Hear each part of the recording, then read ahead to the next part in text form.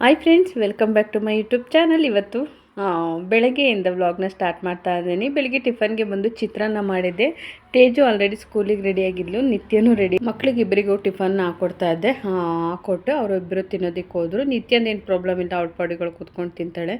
So ಚಿತ್ರಾನ್ನ ಅಂದರೆ ನನಗೆ ತುಂಬ ಇಷ್ಟ. ಟೊಮೊಟೊ ಹಾಕಿದ ಚಿತ್ರಾನ್ನ ಅಂದರೆ ತುಂಬ ಇಷ್ಟ ನನಗಾಗುತ್ತೆ. ಓಕೆ, ಸೊ ಇವತ್ತು ನನ್ನ ಹಸ್ಬೆಂಡ್ ಬರ್ತಡೇ ಇತ್ತಲ್ವ, ಅದಕ್ಕೆ ಬೆಳಗ್ಗೆ ಸಿಂಪಲಾಗಿ ಚಿತ್ರಾನ್ನ ಮಾಡ್ಕೊಳ್ಳೋಣ, ನೈಟ್ ಹೆಂಗಿದ್ರು ಸ್ಪೆಷಲ್ ಅಡುಗೆ ಮಾಡ್ತೀನಲ್ಲ ಅಂದ್ಬಿಟ್ಟು ಬೆಳಗ್ಗೆ ಚಿತ್ರಾನ್ನ ಮಾಡಿದೆ. ಪಾಪ ಇವತ್ತು ನನ್ನ ಹಸ್ಬೆಂಡ್ ಬರ್ತಡೇ ಆದ್ರೂ ಬೆಳಗ್ಗೆ 6 ಗಂಟೆಗೇ ಅವರು ಬೋರ್ಗಡಿ ಹತ್ರ ಹೋಗ್ಬಿಟ್ರು. ಸೊ ಈಗ ಬೋರ್ವೆಲ್ ಸೀಸನ್ ಆಗಿರೋದ್ರಿಂದ ಅವ್ರಿಗೆ ಯಾವಾಗ ಫೋನ್ ಬರುತ್ತೆ, ಯಾವಾಗ ಹೋಗ್ತಾರೆ ಏನೂ ನಾವು ಹೇಳೋದಕ್ಕೆ ಆಗೋದಿಲ್ಲ. ಅದಕ್ಕೆ ನಾವು ಯಾವ ಥರ ಏನೂ ಪ್ಲ್ಯಾನ್ನೇ ಮಾಡ್ಕೊಳ್ಳೋದಕ್ಕೆ ಹೋಗಲಿಲ್ಲ. ಯಾಕೆ ಅಂದರೆ ಬೋರ್ಗಡಿ ಬಂದು ಇವಾಗ 2 ಡೇಸ್ ಆಯ್ತಲ್ವ. 2 ಡೇಸ್ ಆಗಿರೋದ್ರಿಂದ ಅವರಿಗೆ ಲೊಕೇಶನ್ಗಳು ಸರಿಯಾಗಿ ಗೊತ್ತಿರಲ್ಲ. ಅಲ್ಲಿ ಫೋನ್ ಮಾಡ್ತಾರೆ, ಮತ್ತು ಪಾರ್ಟಿಗಳು ಒಬ್ಬೊಬ್ರು ಕೊರ್ಸಿದ ಮೇಲೆ ತುಂಬಾ ಕಿರಿಕ್ ಮಾಡ್ತಾರೆ. ಸೊ ದುಡ್ಡು ಕೊಡೋಕ್ಕೆ ಇದು ಮಾಡೋದಕ್ಕೆ ಎಲ್ಲರೂ ಕೆಲವೊಬ್ಬರು. ಸೊ ಆವಾಗ ನನ್ನ ಹಸ್ಬೆಂಡ್ ಹೋಗಲೇಬೇಕಾಗಿರುತ್ತೆ. ನಾವು ಇವತ್ತು ಬೇರೆ ಏನೋ ಪ್ಲ್ಯಾನ್ ಮಾಡ್ಕೊಂಡಿದ್ವಿ, ಹೊರಗಡೆ ಹೋಟೆಲ್ಗೆ ಹೋಗೋದು ಅಂತ. ಬಟ್ ನನ್ನ ಹಸ್ಬೆಂಡ್ ಹೇಳಿದ್ರು ಗಾಡಿ ಹತ್ರ ನಾನು ಇರಲೇಬೇಕು, ಬಿಡೋದಿಲ್ಲ ಅಂತ ಪಾಪ ಹೇಳ್ತಾಯಿದ್ರು. ಇನ್ನು ಅಲ್ಲಿ ಹೋದ್ರೂ ಈ ಹೊರಗಡೆ ಜೊತೆಲೂ ಊಟಕ್ಕೆ ಹೋದ್ರೂ ಏನಾಗುತ್ತೆ ಅಂದರೆ ಅವ್ರು ಪದೇ ಅವ್ರ ಫೋನ್ ಬರ್ತಿರೋದು, ಮಕ್ಕಳೇನೋ ಕೇಳೋದು, ಆ ಕಿರಿಕಿರಿ ಎಲ್ಲ ಬೇಡ ಅಂದ್ಬಿಟ್ಟು ಮತ್ತೆ ಇನ್ನೊಂದೆರಡು ಕಾರಣದಿಂದ ನಾನೇ ಕ್ಯಾನ್ಸಲ್ ಮಾಡಿ ಸರಿ ಮನೆಯಲ್ಲೇ ಮಾಡ್ಕೊಳ್ಳೋಣ ಅಂತ ಡಿಸೈಡ್ ಮಾಡಿದೆ. ಇನ್ನು ಬಟ್ಟೆ ಎಲ್ಲ ವಾಶ್ ಆಗಿತ್ತು ವಾಷಿಂಗ್ ಮಿಷಿನಲ್ಲಿ, ಅದನ್ನೆಲ್ಲ ನಿತ್ಯನ ಅಂಗನವಾಡಿಗೆ ಕಳ್ಸೋಣ ಅಂದ್ಬಿಟ್ಟು ಫಸ್ಟ್ ಒಣಗಾಕೋತಾ ಇದ್ದೆ. ನಾವು ಗಿಡಗಳ ಹತ್ರ ಹೋಗಿ ತುಂಬಾ ದಿನ ಆಯಿತು ಆಯಿತಾ, 3-4 ಡೇಸ್ ಆಯಿತು. ಏಕೆಂದರೆ ನಾನು ಹೇಳ್ದೆ ಅಲ್ವಾ, ನನಗೆ ಸ್ವಲ್ಪ ಹೊಟ್ಟೆ ನೋವು ಬಂದಿತ್ತು, ಆಪ್ರೇಷನ್ ಆಗಿದ್ದು ಅಂತ. ಸೊ ಅದಕ್ಕೆ ಆ ಕಡೆ ಹೋಗೇ ಇರಲಿಲ್ಲ. ತುಂಬ ಹಳಗಳೆಲ್ಲ ಮತ್ತೆ ಅದು ಹೆಂಗೆ ಗೊತ್ತೆ, ಈ ಕೊಡ್ನಾರಿ ಅಂತ ಒಂದು ಕಳೆ ಬರುತ್ತೆ, ಅದು ಕಿತ್ತು ಒಂದು 2 ಡೇಸಿಗೆ ಮತ್ತೆ ಬರುತ್ತೆ. ಅದರೊಳಗೆ ಹಿಂಸೆ ಅನಿಸುತ್ತೆ. ಅದೊಂದು ಗಿಡನ ನೋಡಿದಾಗ ನಿತ್ಯ ಆಗಲೇ ರೆಡಿಯಾಗಿ ನಿಂತಿದ್ರು. ಅಂಗನವಾಡಿ ಬಂದು ಓಪನ್ ಮಾಡಿದರು. ಸರಿ ಅವಳನ್ನ ಕಳಿಸ್ಬರೋಣ ಅಂತ ಹೋದೆ. ಇನ್ನು ನನ್ನ ಹಸ್ಬೆಂಡ್ ಬರೋಷ್ಟರಲ್ಲಿ ಗಿಡಕ್ಕೆಲ್ಲ ಸ್ವಲ್ಪ ನೀರು ಹಾಕೋಣ ಅಂದ್ಬಿಟ್ಟು ನೀರು ಹಾಕೋತಾ ಇದ್ದೀನಿ.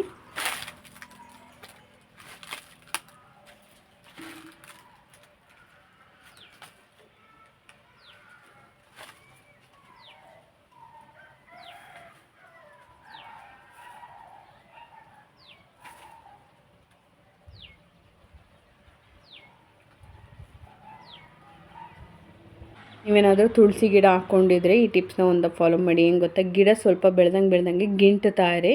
ಆಮೇಲೆ ಅದ್ರ ಹೂ ಬರುತ್ತಲ್ಲ ಅದನ್ನೆಲ್ಲ ತೆಗೆದು ಅಲ್ಲೇ ಹಾಕಿ, ಮತ್ತು ಅದು ಒಂದು ಸ್ವಲ್ಪ ಅಗಲ ಅಂಡವರೆಗೂ ನೀವು ಅದರದ್ದು ಏನು ಆ ಕಡೆ ಈ ಕಡೆ ಎಲ್ಲ ಬಂದಿರುತ್ತೆ ಅದ್ರನ್ನ ಚಿಗುರು, ಅದನ್ನೆಲ್ಲ ಒಂದು ಸ್ವಲ್ಪ ಬೆಳೆದ್ಮೇಲೆ ಗಿಂಟ್ತಾ ಇದ್ದರೆ ತುಂಬ ಅಗ್ಳ ಬರುತ್ತೆ ಅದು. ಈ ಗಿಡ ಅಂತೂ ಪೂರ್ತಿ ಒಣಗೋದಂಗೆ ಆಗೋಗಿತ್ತು, ಹೂವೆಲ್ಲ ಬಂತು. ಅದನ್ನೆಲ್ಲ ಗಿಂಟು ಹಾಕ್ಬಿಟ್ಟು ನೀರು ಹಾಕಿದ್ದೆ ನಾನು. ಇವಾಗ ಮತ್ತೆ ಅದೇ ಥರ ಬಂದಿದೆ. ಇದು ಚೆನ್ನಾಗಿ ಅಗಲ ಬಂದಿದೆ. ಇವಾಗ ಮತ್ತೆ ಅದನ್ನು ಗಿಂಟಿದ್ರೆ ಮತ್ತೆ ಅಗಲ ಬರುತ್ತೆ. ಆಮೇಲೆ ಗಿಡದಲ್ಲಿ ತುಂಬ ಹೂ ಬಿಟ್ಟಿತ್ತೈತೆ. ವಾರದಲ್ಲಿ 2 ಡೇಸ್ ನಾನು ಹೂವನ್ನ ಕಲೆಕ್ಟ್ ಮಾಡ್ಕೋತೀನಿ. 1-1.5 ಮಾರಷ್ಟು ಹೂ ಸಿಗುತ್ತೆ ನನಗೆ. ಪೂಜೆಗೆ ಆಗುತ್ತೆ, ದೇವಸ್ಥಾನಕ್ಕೆ ತಪ್ಪಿರ ಮನೆಗೆ ಯಾವ್ದಾದ್ರು ಒಂದಕ್ಕಾಗುತ್ತೆ. ಒಂದೇ ಒಂದು ಗಿಡ ಇದು ಫಸ್ಟ್ ಟೈಮ್ ಹಾಕಿದ್ದು ನಾನು. ಅದೆಷ್ಟು ದೊಡ್ಡದಾಗಿ ಬೆಳೆದಿದೆ. ಇದರಿಂದ ತುಂಬ ರೂಟ್ಸ್ಗಳು ಆ ಕಡೆ ಈ ಕಡೆ ಬಂದು ತುಂಬ ಗಿಡಗಳಾಗಿದ್ದಾವೆ. ಅದರಲ್ಲಿ ಸ್ವಲ್ಪ ಕಿತ್ತಾಕಿದ್ದೀನಿ, ಯಾಕೆಂದರೆ ಗಿಡಗಳು ಹಾಕೋದಕ್ಕೆ, ತರಕಾರಿ ಗಿಡ ಹಾಕೋದಕ್ಕೆ ಅಂದ್ಬಿಟ್ಟು ಎಲ್ಲ ಕಡೆ ಇವೇದ್ರಾಗಲ್ಲ ಅಂದ್ಬಿಟ್ಟು ಸ್ವಲ್ಪ ಕಿತ್ತಿದ್ದೀನಿ. ಇದೇನಂದರೆ ತೊಟ್ಟು ಉದ್ದ ಬರುತ್ತಲ್ಲ ಹಾಕ್ತಾವು. ಇನ್ನೊಂದು ತೊಟ್ಟು ಗಿಡ್ಡಕ್ಕೆ ಮಲ್ಲಿಗೆ ಥರ ಬರುತ್ತಲ್ಲ, ಅದು ಇಷ್ಟ ನನಗೆ. ಅದು ತುಂಬ ಚೆನ್ನಾಗಿ ಕಾಣುತ್ತೆ, ದಟ್ಟವಾಗಿ ಕಟ್ಟಿದರೆ. ನಂಗೆ ಮಲ್ಲಿಗೆಗಿಂತ ಅದು ಇಷ್ಟ ಆಗುತ್ತೆ. ಆಮೇಲೆ ನನ್ನ ಹಸ್ಬೆಂಡ್ ಬಂದಮೇಲೆ ಆ ಸ್ನಾನಕ್ಕೆ ಹೋದರು. ಪಾಪ ಸ್ನಾನನೂ ಮಾಡಿರಲಿಲ್ಲ ಗೊತ್ತಾ, ಹಂಗೆ ಹೋಗಿದ್ರು. ಅವ್ರು ಮನೆಗೆ ಬಂದಾಗಲೇ 10:30 ಆಗಿತ್ತು. ಬಟ್ಟೆ ಅವರಿಗೆ ಸ್ನಾನಕ್ಕೆ ಹೋದ್ರಲ್ಲ, ನಾನು ಬಟ್ಟೆ ಎಲ್ಲ ಎತ್ತಿಡ್ತಾಯಿದ್ದೆ. ಆ್ಯಕ್ಚುಲಿ ನಾನು 2 ಸೆಟ್ ಬಟ್ಟೆ ತಂದಿದ್ದೆ ಅವರಿಗೆ. ಬಟ್ ಒಂದು ಕೊಟ್ಬಿಟ್ಟು ಒಂದು ಎತ್ತಿಟ್ಟಿದ್ದೀನಿ. 2 ತಂದೆ ಅಂದರೆ ಬೈತಾರೆ, ಯಾಕೆ ಸುಮ್ಮನೆ ದುಡ್ಡು ವೇಸ್ಟ್ ಮಾಡ್ತೀಯಾ ಅಂತ. ಅದಕ್ಕೆ ಒಂದು ಸೆಟ್ನೇ ಅವ್ರಿಗೆ ಅಂತ ತುಂಬ ಬಟ್ಟೆ ತೊಗೊಳೋದೇ ಕಮ್ಮಿ, ತುಂಬ ಅಂದರೆ ತುಂಬಾ ಕಮ್ಮಿ. ಯಾವಾಗಲೂ ನಾನೇ ತರ್ತೀನಿ ಅವ್ರಿಗೆ ಈ ಥರ ಬಟ್ಟೆ. ಬರ್ಡೇಗಿರ್ಬೋದು, ಆ್ಯನಿವರ್ಸರಿಗಿರ್ಬೋದು, ಈ ಥರ ಇದಕ್ಕೆಲ್ಲ ನಾನೇ ಬಟ್ಟೆ ತಂದುಬಿಡ್ತೀನಿ. ಅವ್ರು ಕೇಳೋದೇ ಇಲ್ಲ. ಅವ್ರು ನನಗೆ ನನಗೇನು ಗೊತ್ತಾ, ನಾನು ತನ್ನಲ್ಲ, ನೀರು ತಂದರೆ ಆ ಥರ ಕ್ಯಾರೆಕ್ಟರ್ ಅಲ್ಲ ನಂದು. ನನಗೆ ತರಬೇಕು ಅನ್ನಿಸಿದ್ರೆ ನಾನು ತರ್ತೀನಿ, ಅವ್ರಿಗೆ ತರಬೇಕು ಅನ್ಸೋದ್ಬಿಟ್ಟೋದು ಅದು ಅವ್ರಿಗೆ ಬಿಟ್ಟಿದ್ದು. ನಾನು ಯಾವತ್ತು ನಾನು ನಿಮಗೆ ತಂದಿದ್ದೀನಿ, ನೀವು ನನಗೆ ತರಲಿಲ್ಲ, ನಾನು ಆ ಥರ ಕೇಳೋದೇ ಇಲ್ಲ. ನನ್ನ ಹತ್ರ ದುಡ್ಡಿದ್ರೆ ನಾನೇ ಹೋಗಿ ತೊಗೊಬಿಡ್ತೀನಿ. ನನ್ನ ಹತ್ರ ದುಡ್ಡಿದ್ರೂ ಅದು ಅವ್ರದ್ದೇ ದುಡ್ಡು. ಸೊ ಆಮೇಲೆ ಇಬ್ಬರು ಸೇರಿ ತಿಂಡಿ ತಿಂದ್ವಿ. ತಿಂಡಿ ತಿಂತ ಸ್ವಲ್ಪ ಹೊತ್ತು ಮಾತಾಡಿಕೊಂಡು ನಾನು ಹೇಳ್ತಾ ಇದ್ದೆ ಸಂಜೆ ಬೇಗ ಬಂದುಬಿಡಿ, ಮತ್ತೆ ಗಾಡಿ ಹತ್ರಕ್ಕೆ ಮತ್ತೆ ಹೋಗ್ಬಾರ್ದು. ಬಂದಮೇಲೆ ಎಲ್ಲ ಕೆಲಸ ಮುಗಿಸಿ ಅವರಿಗೆ ನಾನು ಬರೋಲ್ಲ ಬೆಳಗ್ಗೆ ಬರ್ತೀನಿ ಅಂತ ಹೇಳಿ ಬನ್ನಿ ಅಂತ. ಯಾಕೆಂದರೆ ಆಲ್ರೆಡಿ ತೇಜಕ್ಕೆ ಬೇಜಾರಾಗಿತ್ತು ನೈಟ್ ಕೇಕ್ ಕಟ್ ಮಾಡೋಕ್ಕೆ ಅವರಪ್ಪ ಎದ್ದೇಳಲಿಲ್ಲ ಅಂತ. ಅದಾದಮೇಲೆ ಫಿಲ್ಟ್ರು ನಮ್ಮದು ಕೆಟ್ಟೋಗ್ಬಿಟ್ಟಿತ್ತು, ಯಾಕೋ ನೀರು ಬರ್ತಾ ಇರಲಿಲ್ಲ. ನನ್ನ ಹಸ್ಬೆಂಡ್ ರೆಡಿ ಮಾಡಿಸ್ತಾರೆ ಅಂದ್ಕೊಂಡಿದ್ದೆ, ಬಟ್ ಅವ್ರಿಗೆ ಹಿಂಗೆ ಟೈಮೇ ಸಿಗಲಿಲ್ಲ. ಸೊ ಅದಕ್ಕೆ ನೀನೇ ತಂದು ಕೊಟ್ಕೊರೋಗೆ ಹೆಂಗಿದ್ರು ನಿತ್ಯ ಅಂಗನವಾಡಿಗೆ ಹೋಗಿದ್ದಾಳಲ್ಲ ಅಂದರು. ಸರಿ ಅದನ್ನು ಕೊಟ್ಬಿಟ್ಟು ಸ್ವಲ್ಪ ಅಡುಗೆಗೆಲ್ಲ ಸಾಮಾನು ಬೇಕಿತ್ತು. ಮತ್ತು ತೇಜು ಸ್ಕೂಲಲ್ಲಿ ಇದು ಪೇರೆಂಟ್ಸ್ ಮೀಟಿಂಗ್ ಇತ್ತು, ಅದನ್ನೆಲ್ಲ ಮುಗಿಸ್ಕೊಂಡು ಬರೋಣ ಅಂತ ಅಂದ್ಬಿಟ್ಟು ಫಿಲ್ಟ್ರ್ ತೊಗೊಂಡು ಹೋಗ್ತಾ ಇದ್ದೀನಿ. ಇನ್ನು ಫೋಟೋ ಮಾಡೋಕ್ಕೆ ಕೊಟ್ಟಿದ್ದೀನಿ ನನ್ನ ಹಸ್ಬೆಂಡ್ದೊಂದು ಬರ್ತಡೆಗೆ ಅಂತ, ಅದನ್ನು ಕೂಡ ಕಲೆಕ್ಟ್ ಮಾಡ್ಕೊಬರ್ಬೇಕು ಇವತ್ತು. ಮತ್ತು ನನ್ನ ಹಸ್ಬೆಂಡ್ಗೆ ಚಪ್ಪಲಿ ತಂದಿದ್ದೆ ಆಯಿತಾ, ನಿನ್ನೆ ನೋಡಿ ಅದು ಕಿತ್ತೋಗಿದೆ, ಅದನ್ನೇ ಹಾಕ್ಕೊಂಡು ಓಡಾಡ್ತಾಯಿದ್ರು. ಅವ್ರಿಗೆ ಹೇಳಿರಲಿಲ್ಲ, ಸರ್ಪ್ರೈಸಾಗಿ ಇಲ್ಲ ಹಾಕ್ತೆ. ಬಟ್ ಅವ್ರಿಗೆ ಹಾಕ್ಬೇಕಾದ್ರೆ ವೀಡಿಯೋ ಮಾಡ್ಕೊಳ್ಳೋಣ ಅಂದ್ಕೊಂಡೆ, ಅವ್ರ ಫೋನ್ ಬಂತು ಅರ್ಜೆಂಟಲ್ಲಿ ಹಾಕ್ಕೊಂಡು ಹೋಗ್ಬಿಟ್ರು. ಇವಾಗ ನಾನು ಹೊಳೆನರಸೀಪುರಕ್ಕೆ ಹೋಗಿ ಅದನ್ನೆಲ್ಲ ಸರ್ ಮಾಡಿಸ್ಕೊಂಡು ಬಂದು ವೀಡಿಯೋನ ಕಂಟಿನ್ಯೂ ಮಾಡ್ತೀನಿ. ಓಕೆ ಫ್ರೆಂಡ್ಸ್, ಮತ್ತೆ ಮಧ್ಯಾಹ್ನದಿಂದ ವ್ಲಾಗ್ನ ಕಂಟಿನ್ಯೂ ಮಾಡ್ತಾಯಿದ್ದೀನಿ. ತಿಂಡಿ ಎಲ್ಲ ತಿಂದಮೇಲೆ ನನ್ನ ಹಸ್ಬೆಂಡ್ ಮತ್ತೆ ಪಾಪ ಗಾಡಿ ಹತ್ರ ಹೋದ್ರು. ಅವ್ರಿಗೆ ಟೈಮೇ ಇಲ್ಲ ಒಂದು ಚೂರು. ಇವಾಗ ನಾನು ಆವಾಗ ಹೊಳೆನರಸೀಪುರಕ್ಕೆ ಹೋಗಿ ಫಿಲ್ಟರ್ನ ರೆಡಿ ಮಾಡಿಸೋದಕ್ಕೆ ಕೊಟ್ಟು, ಮತ್ತು ಮನೆಗೆ ಏನೇನು ಅಡುಗೆಗೆ ಬೇಕು ಸಾಮಾನು ತರೋಣ ಅಂತ ಅಂದ್ಬಿಟ್ಟು ತೊಗೊಂಡು ಬಂದೆ. ಹಾಗೆ ತೇಜು ಸ್ಕೂಲ್ ಹತ್ರ ಹೋಗಿ ಇವತ್ತು ಪೇರೆಂಟ್ಸ್ ಮೀಟಿಂಗ್ ಇತ್ತು, ಅಲ್ಲಿ ಹೋಗ್ಬಿಟ್ಟು ಸೈನ್ ಮಾಡಿ ಹಂಗೆ ತೇಜನ್ನು ನನ್ನ ಜೊತೆನೇ ಕರ್ಕೊಂಡು ಬಂದೆ. ಫಸ್ಟು ಹೋಟೆಲ್ಗೆ ಹೋಗೋ ಪ್ಲ್ಯಾನ್ ಇತ್ತು ಇವತ್ತು, ಬಟ್ ಅದು ಚೇಂಜ್ ಆಯಿತು. ಮನೇಲೇ ಅಡುಗೆ ಮಾಡೋಣ ಅಂದ್ಬಿಟ್ಟು ಮನೇಲಿ ಏನೇನು ಮಾಡ್ತೀನಿ ಅಂತ ರೆಸಿಪಿನ ನಾನು ನಿಮ್ಮ ಜೊತೆ ಶೇರ್ ಮಾಡ್ತೀನಿ.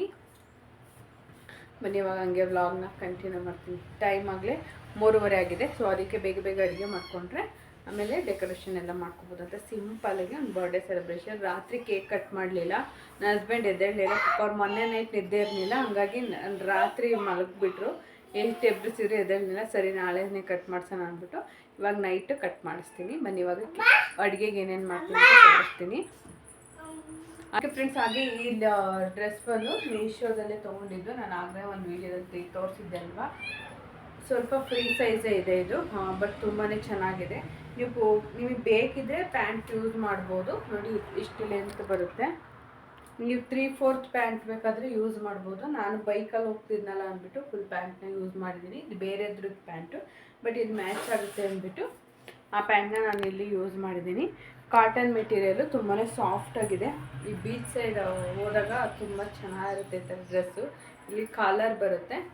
ನಿಮ್ಗೇನಾದ್ರು ಬೇಕಿದ್ದರೆ ಲಿಂಕ್ ಅಂತ ಹಾಕಿ ನಾನು ಲಿಂಕ್ನ ಸೆಂಡ್ ಮಾಡ್ತೀನಿ, ತೊಗೋಬೋದು. ಓಕೆನಾ? ಆಗ ಬನ್ನಿ ಏನೇನು ಅಡುಗೆ ಮಾಡ್ತೀನಿ. ಫಸ್ಟು ಸ್ವೀಟ್ ಮಾಡೋಣ ಅಂದ್ಕೊಂಡಿದ್ದೀನಿ.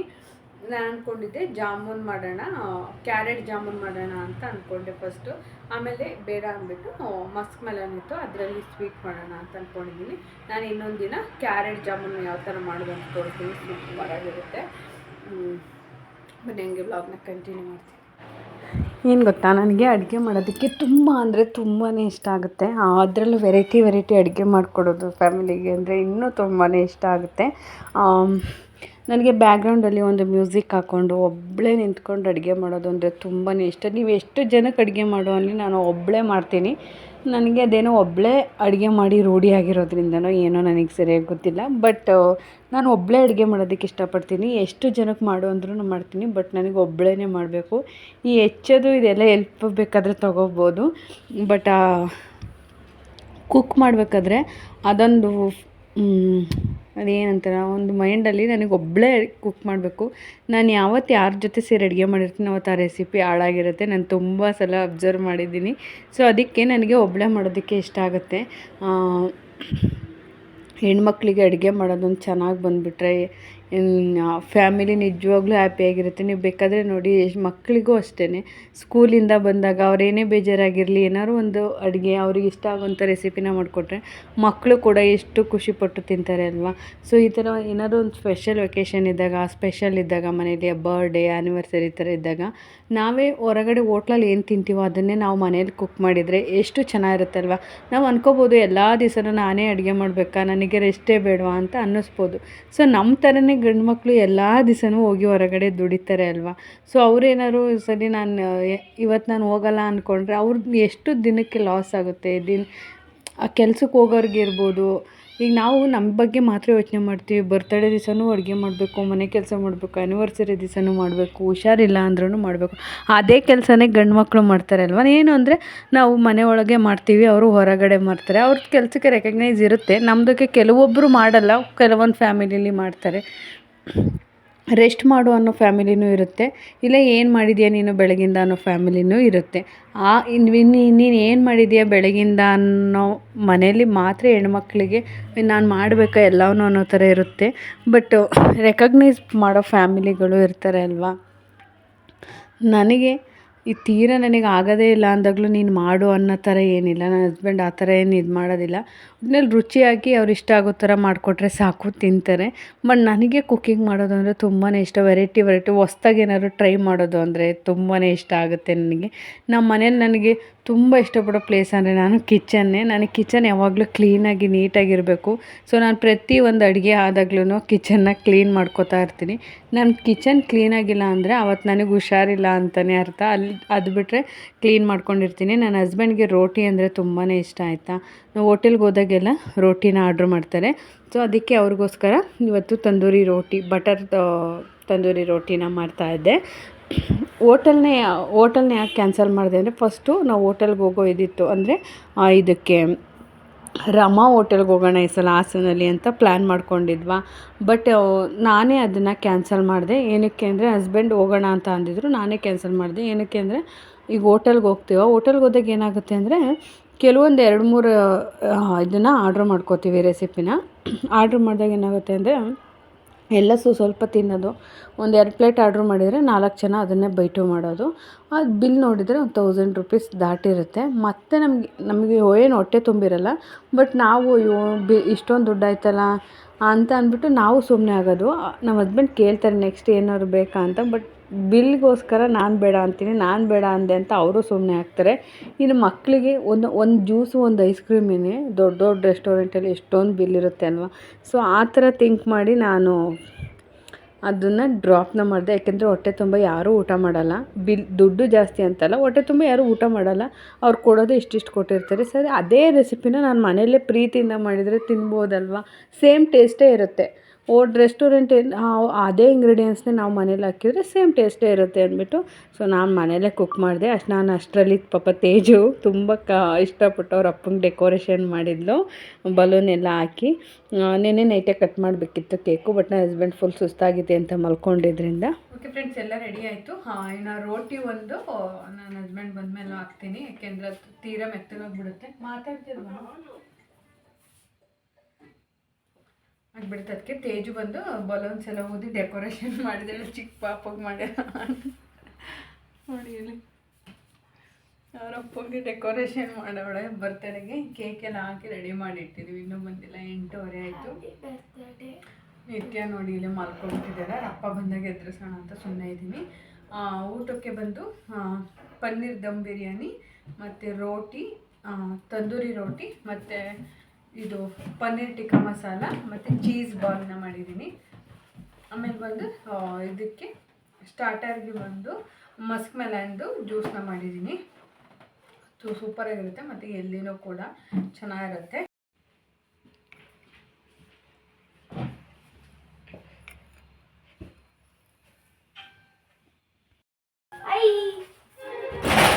ಈ ಮಗ ಮಾತಾಡ್ತೀನಿ ನೋಡಿ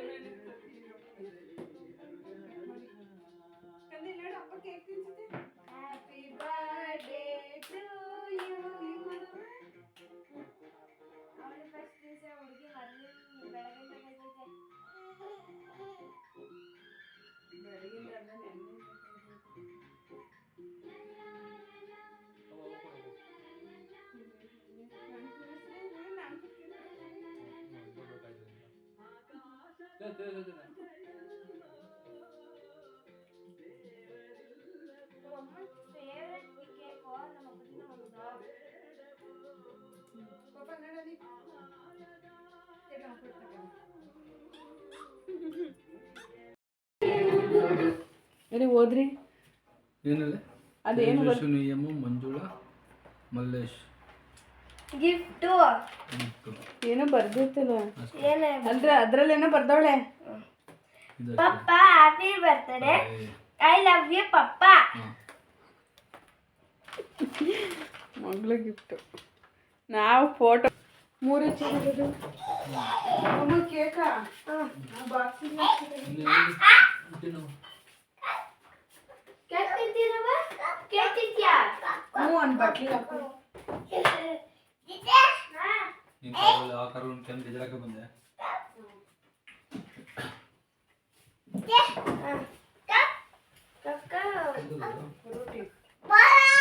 ಕೇಕ್ ಬೇಡವಾ?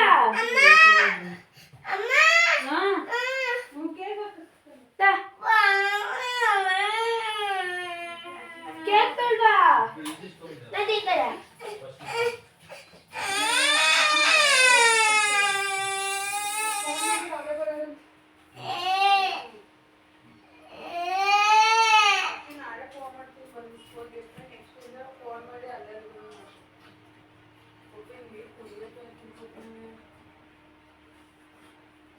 ನೀ ತುಂಬಿಸ್ಕೊ ಬರೋದ ಬೇಡವಾ?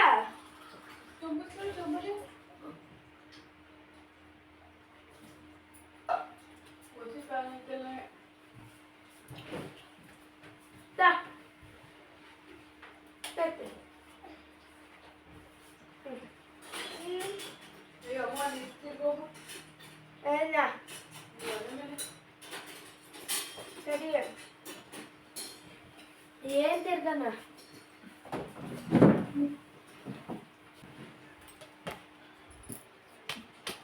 ನನ್ನ ತಂಗಿ ಈಗ ಕೇಕ್ ತಿಂತಾವಳೆ. ಮೋರಿಯೋ ಮಗು ಅದಕ್ಕೆ ಮಕ್ಕಳದು ಸುಮ್ಮರಿ ನೀವು ರಾತ್ರಿನೂ ಮಕ್ಳಿಗೆ ಹಂಗೆ ಬೇಜಾರು. ನಿಜ?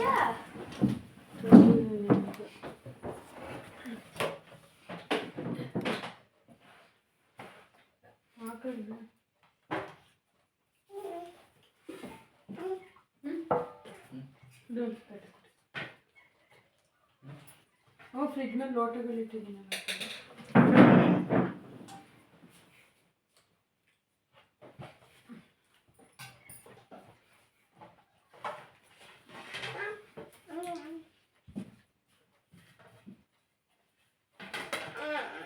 ಒಂದಕ್ಕಿಡು ನಾನು ಹಾಕ್ತೀನಿ. ಏನಮ್ಮ ಇದು ನೆನಿಬೇಕಾ? ಸಾಕು ಒಂದೇ ನಮಗೆ. ಈ ಕಟ್ಟು ಅಮ್ಮ ಇದು ಏಮನ್ನ ಚೇರ್ಸ್ ಅತಿ ಇದಕ್ಕೆ ಮಿಕ್ಸ್ ಮಾಡ್ಬಿಡ್ತಾರೆ. ನನಗೆ ಹಾಕ್ಕೊಂಡ್ಬಿಡಿದ ಚೆನ್ನಾಗಿರುತ್ತೆ. ಅಮ್ಮ ಪನ್ನೀರ್ ಹಾಕ್ಬೇಡ ಪ್ಲೀಸ್ ಅಮ್ಮ. ತಿನ್ನೋ ಅಷ್ಟ ನೀವು ಚೆನ್ನಾಗಿ ನೋಡ್ರಿ. ಅಪ್ಪ ಪನ್ನೀರ್ ತಗೊಳ್ರಪ್ಪ. ಅಷ್ಟು ತಿನ್ಲಿ ಬಿಟ್ರಿ ಒಂದು ನಾನೇನು ಮಾಡಕ್ಕೆ ಬಂದಿದ್ದೆ ಕಾಲನ್ನ ಮಿಷ್ಕೊಂಡಲ್ಲಿ ಅಡುಗೆ ಮಾಡಿಲ್ಲ.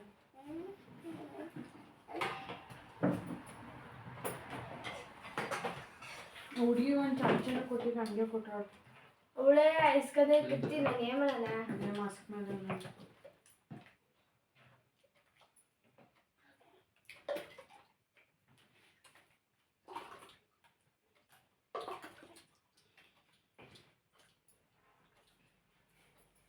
ಇನ್ನೊಂದು ಹಾಕೊಂಡು ರೊಟ್ಟಿ ಇನ್ನೊಂದು ಹಾಕಿ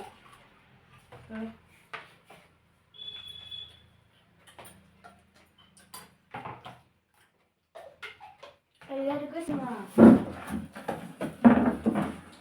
ಊಟ ಚೆನ್ನಾಯ್ತಾ? ಚೆನ್ನಾಯ್ತಂದ್ರೆ ಒಳ್ಳೆ ಥರನೇ ಇದೆ. ಹಾಂ ಒಳ್ಳೆ ಥರನೇ ಇದೆ.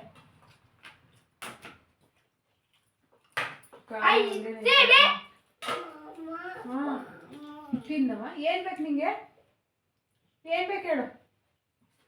ಕೇಕ್ ಕೇಕ್ ಬೇಕಾ? ಇದು ತಿನ್ನೋವಿದೆ ಚೆನ್ನಾಗಿದೆ. ಕೇಳಪ್ಪ ಬೇಕಾರೆ ಇದು ಚೆನ್ನಾಗಿ ನೋಡಿದ್ರೆ ಪಪ್ಪ ಎಲ್ಲಿ ನೋಡಿದೆ? ಇಲ್ಲಿ ಪಪ್ಪಿ ನೋಡಿರಿ. ಬಿಸಿಲೇ ತಿನ್ಬೇಕು, ಚೀಸು ನೀರಂಗೆ ಇರ್ತೈತೆ. ಏನು ಮಾಡಿದ್ನಲ್ಲ ಸರಿ, ಅವ್ಳು ತಿನ್ನಲ್ಲ ರೋಟಿ ತರಬೇಕು.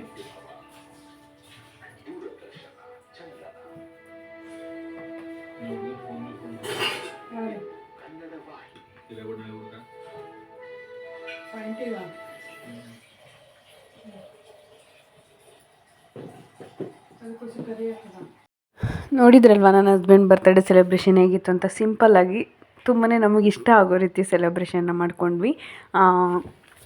ಹೊರಗಡೆ ಹೋಟ್ಲಿಗೆ ಹೋಗೋದ್ಕಿಂತ ಇದೇ ಬೆಸ್ಟ್ ಅಂತ ಅನ್ನಿಸ್ತು ನನಗೆ. ಸೊ ಅದಕ್ಕೆ ನಾನು ಈ ಪ್ಲ್ಯಾನ್ನ ಮಾಡಿದೆ.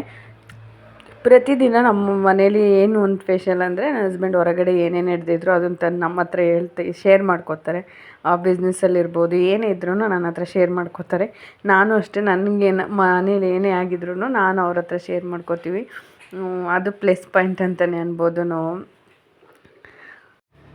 ಓಕೆ ಫ್ರೆಂಡ್ಸ್, ನಿಮಗೆ ಈ ವಿಡಿಯೋ ಹೆಂಗೆ ಅನ್ನಿಸ್ತು? ನನ್ನ ವಿಡಿಯೋ ನಿಮ್ಗೆ ಇಷ್ಟ ಆಗಿದ್ರೆ ಪ್ಲೀಸ್ ನನ್ನ ಚಾನಲ್ನ ಸಬ್ಸ್ಕ್ರೈಬ್ ಮಾಡ್ಕೊಳ್ಳಿ, ಹಾಗೆ ಲೈಕ್ ಮಾಡಿ, ಶೇರ್ ಮಾಡಿ. ನಿಮ್ಮ ಫ್ಯಾಮಿಲಿ ಮೆಂಬರ್ಗೂ ಕೂಡ ನನ್ನ ವಿಡಿಯೋನ ಶೇರ್ ಮಾಡಿ.